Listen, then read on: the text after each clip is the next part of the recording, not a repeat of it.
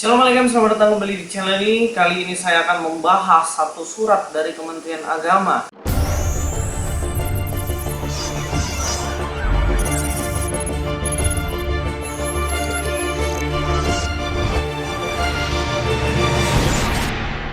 Jadi di sini ada surat edaran melalui WA. Saya nggak tahu ini benar apa enggak. Yaitu saya akan bacakan aja ya isinya apa. Setidaknya ada 5 poin yang dibahas di sini. Yang pertama, memberikan teladan yang baik selaku tokoh agama Kristen, pendeta, gembala, hamba Tuhan, pimpinan gereja dengan merendahkan hati, berdoa dan memberikan penguatan kepada umat Kristen di Indonesia bagi pemulihan bangsa dan negara dari pandemi COVID-19. Nah, ini benar. Jadi memang kita sebagai tokoh agama harus mengajak, mengikut sertakan dan memotivasi jemaat untuk kita bisa lebih baik lagi dalam hal berdoa supaya mereka tetap kuat, karena mengingat ini krisis ya, banyak hal yang memang benar-benar lagi drop banget, ekonomi, kesehatan. Nah, kita harus dukung supaya tetap kuat ketika menjalani kesulitan ini. Poin yang kedua, menghindari perdebatan teologis di media sosial yang berdampak pada hilangnya kehidupan yang saling menghormati dan menghargai sesama umat Kristen.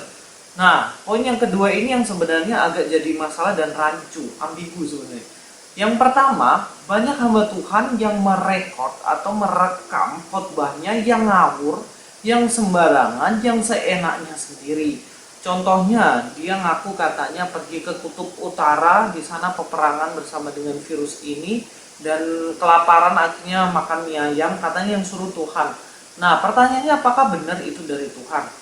Tapi yang jadi persoalan kan ini pengajaran yang ngawur, ngaco ini direkam terus diupload di media sosial. Lalu ketika salah begini dan pandangannya mempengaruhi banyak orang, lalu orang-orang yang di sekitar tuh akhirnya percaya apa yang dia omongi, apakah ini namanya bukan kesalahan yang harus diluruskan? Yang kedua, misalnya ada pendeta ngajak kepada umatnya nggak usah takut, kita ibadah aja di gereja. Nggak usah takut, kita beriman. Jadi kalau ibadah yang di rumah itu nggak beriman.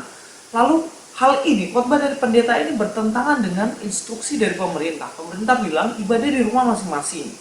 Lalu ada pendeta ngomong kita harus ibadah gereja, nggak ikuti instruksi pemerintah.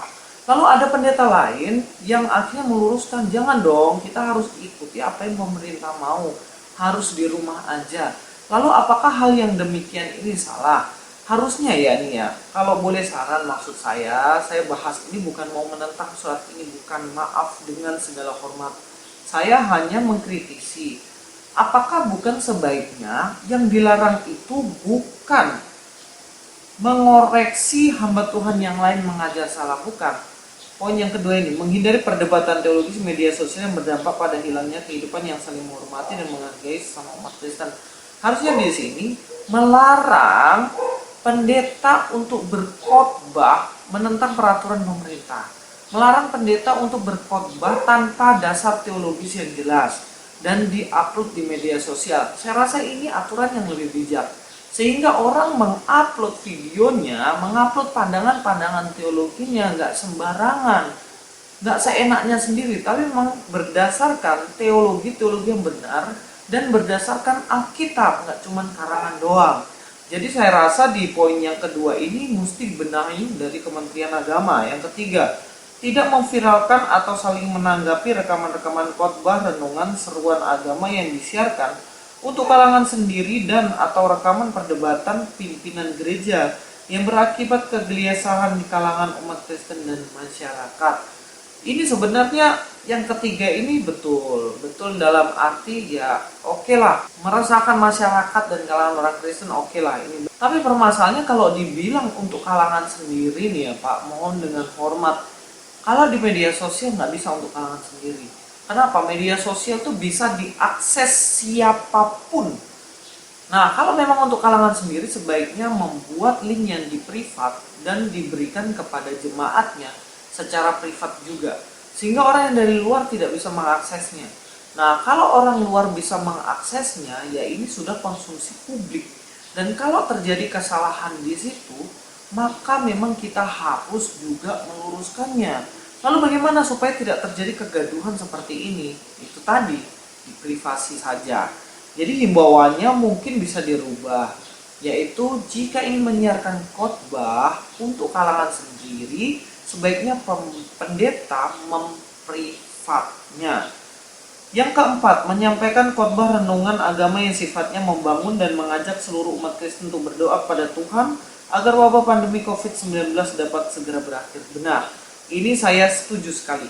Ayat nomor 5, menempatkan diri dalam pewartaan tentang kasih Tuhan dan citra Allah yang membawa damai dan penghargaan bagi seluruh bangsa, baik melalui media komunikasi maupun media sosial, yang diantaranya dapat dilakukan dengan memanfaatkan secara maksimal pelayanan mimbar agama Kristen yang dimiliki oleh Direktorat Jenderal Bimas Kristen sebagai sarana koordinasi serta untuk menyiarkan khotbah renungan seruan agama kepada umatnya.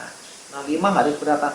Jadi dari surat ini sebenarnya poin 1, 4, dan 5 ini tidak ada keberatan sama sekali. Oke, cuman di poin kedua dan 3 saya rasa ini harus bijak. Jangan sampai terkesan ini melindungi golongan tertentu. Yang artinya begini loh, ada pengajaran yang salah akhirnya terlindungi dan tercover karena tidak bisa dikritik. Di dalam teologi Kristen kita harus tahu, salah satu amanat agung yang diberikan oleh Tuhan adalah mengajar. Orang diajar sesuai dengan kebenaran firman Tuhan. Tapi kalau pengajarannya itu salah, ya itu harus dikritisi. Memang ada dasar Alkitabnya, ada dong. Dalam Matius 18 ayat 6 ya, di sini dikatakan, tetapi barang siapa menyesatkan salah satu dari anak-anak kecil ini yang percaya kepadaku, lebih baik baginya jika sebuah batu kilangan diikatkan pada lehernya lalu ia ditenggelamkan ke dalam laut. Ini artinya Tuhan Yesus betul-betul tegas kepada pengajaran yang keliru.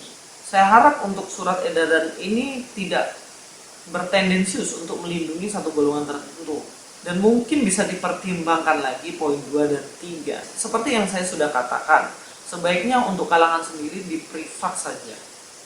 Yang kedua, dihimbau supaya pendeta mengajarkan pengajaran yang sehat sesuai dengan kebenaran firman Tuhan, bukan sembarangan. Mungkin itu saja dari saya.